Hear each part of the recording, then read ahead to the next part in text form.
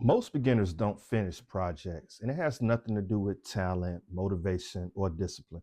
It's because you're following a system that almost guarantees you're going to quit. Let's break down why you stop halfway through your projects and how to finish them permanently going forward. You see, starting a project feels amazing. You're pumped, you're inspired, you have a clean repo, blank UI, and the whole vision in your head of what exactly you want to get done.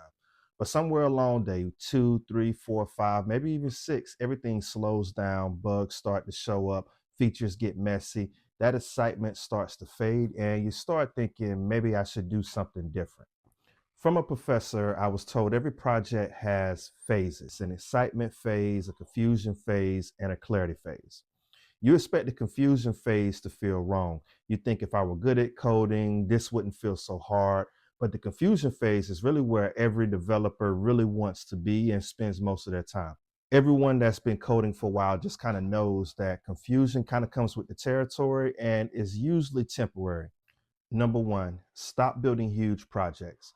You don't need a startup. You don't need a whole complete SaaS.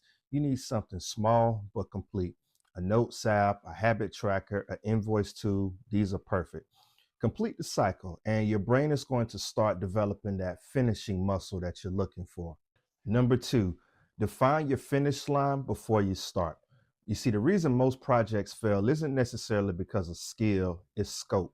You start with the to-do app and then you add themes, authentication, syncing, a calendar, want to make it prettier. And before you know it, the entire project collapses. Define your finish line up front. If it loads, if it saves, if it creates, if it deletes, it's done. And then once you're complete, if you want to add additional features, go ahead and do so. Number three, don't stop when you're confused. Stop when you're done.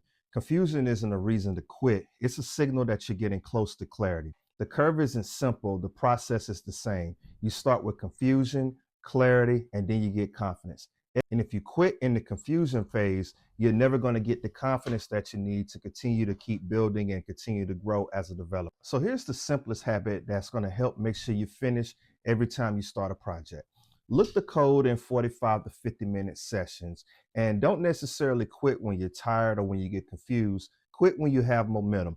You see, if you stop while you know what you're doing, the next session becomes a lot easier because you know where to pick up. If you only stop when you're lost or when you're confused, your brain is going to start associating coding with frustration, and it becomes something that you don't want to do.